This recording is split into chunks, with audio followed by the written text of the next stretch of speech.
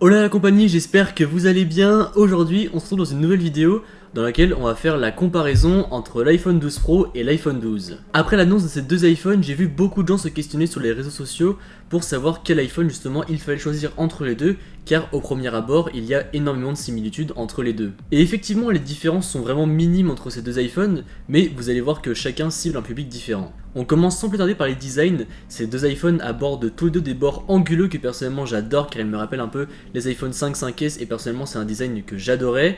Et sur l'iPhone 12 Pro, on va retrouver des bords en acier inoxydable, et on va retrouver à l'arrière du verre dépoli qui nous donnera cette sensation un peu d'avoir une finition mate. En ce qui concerne l'iPhone 12 normal, on aura des bords en aluminium, et on aura un arrière en verre classique qui sera plus brillant, et qui du coup va agripper plus les traces de doigts. En ce qui concerne la taille, les deux font 6,1 pouces et je trouve que pour moi ce form factor plus cette taille d'écran c'est pour moi la taille idéale. J'étais avant utilisateur de l'iPhone 11 Pro Max, donc la version la plus grande qui faisait 6,5 pouces, et là de réutiliser un format plus petit, et bien c'est vraiment hyper agréable. Encore une fois pour moi c'est vraiment le meilleur compromis puisqu'on peut quasiment tout faire une seule main sans avoir à faire de la gymnastique, donc vraiment pour moi c'est la taille idéale et avec ce design là c'est vraiment parfait. D'ailleurs en parlant d'écran, sachez que ces deux écrans sont OLED, donc là pas de différence, si ce n'est que l'iPhone 12 Pro va être légèrement plus lumineux que l'iPhone 12. En effet, lorsque vous serez en plein soleil notamment ou avec beaucoup de lumière, eh bien vous aurez peut-être un peu plus de facilité à lire votre contenu sur votre iPhone 12 Pro plutôt que sur votre iPhone 12. Même si après, d'après les tests que j'ai effectués et même là quand je suis dans le studio avec toutes mes lumières à fond etc, j'ai pas de mal à lire le contenu sur l'iPhone 12, mais il est vrai que c'est plus lumineux et un peu plus agréable sur l'iPhone 12 Pro. Côté performance, vous aurez les mêmes performances sur chacun des deux iPhones. Alors oui, il y a un petit peu plus de RAM dans l'iPhone 12 Pro, mais au final, au quotidien, ça ne se ressent pas du tout puisque les deux sont ultra fluides. Vous pourrez faire tourner absolument n'importe quelle application sans aucun souci, que ce soit des gros jeux, que ce soit faire tourner plusieurs applications en même temps, faire du traitement vidéo en 4K par exemple, bref, vous pourrez absolument tout faire avec ces deux smartphones. Encore une fois, aucun souci, que ce soit du côté de l'iPhone 12 Pro ou du côté de l'iPhone 12. En plus de ça, les deux sont sous iOS 14, donc un logiciel bien optimisé, tout tourne bien, pas de ralentissement, de ce côté-là, c'est nickel. Autre endroit où ils sont, je trouve, relativement similaires, c'est en ce qui concerne la batterie. Avec ces deux iPhones, je tiens la journée sans aucun souci. Alors je vais avoir moins de batterie que sur mon iPhone 11 Pro Max quand je l'utilisais. En fin de journée j'avais un peu plus de batterie qui me restait sur le 11 Pro Max plutôt que sur l'iPhone 12 ou l'iPhone 12 Pro.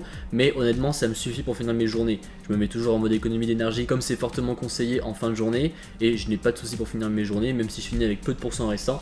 J'arrive tout de même à finir mes journées, sachant que je les commence vers 9h et que je les finis vers 23h, minuit à peu près. Donc voilà, pas de souci niveau batterie. Et un coup c'était l'iPhone 12 qui est un peu plus endurant, un coup l'iPhone 12 Pro. Donc de ce côté là c'est vraiment kiff kiff. En revanche, c'est côté photo et vidéo qu'on va avoir du changement.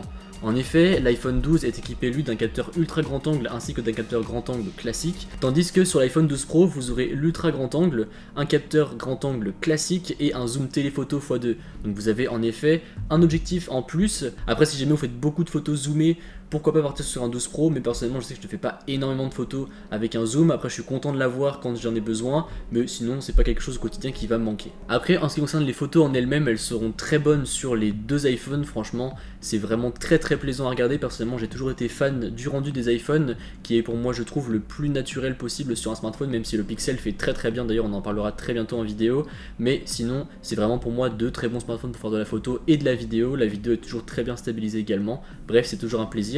Même si encore une fois sur l'iPhone 12 Pro vous aurez la possibilité du zoom en plus et vous pourrez également faire des photos en RAW, donc si jamais voilà, vous êtes vraiment un photographe avec votre iPhone, et bien peut-être partir sur un 12 Pro qui vous offrira un petit peu plus de possibilités. Les deux iPhones sont compatibles avec la 5G, donc ça c'est plutôt cool. Et par contre ce qu'il faut savoir c'est que la version de base de l'iPhone 12 Pro commence à 128Go, tandis que celle de l'iPhone 12 commence à 64Go.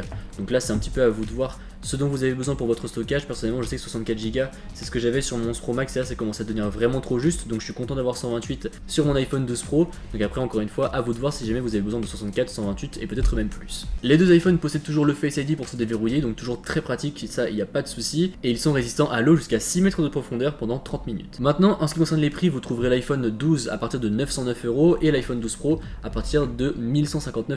Conclusion, quel iPhone je vais vous recommander et lequel devriez-vous choisir entre ces deux là? Et bien si jamais vous faites vraiment beaucoup de photos et que c'est vraiment prioritaire pour vous d'avoir un smartphone qui est excellent en photo, qui offre beaucoup d'options, puisque je sais pas, peut-être que vous êtes un photographe avec votre smartphone.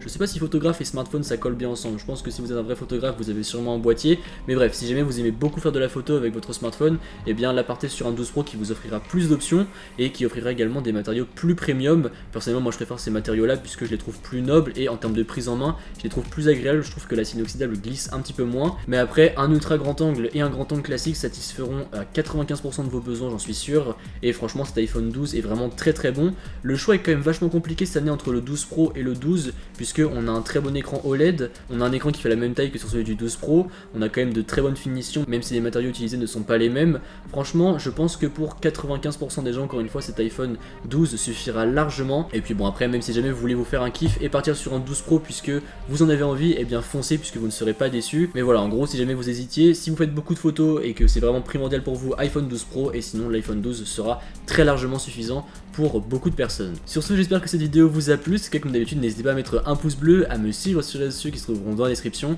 et à vous abonner. Allez, salut!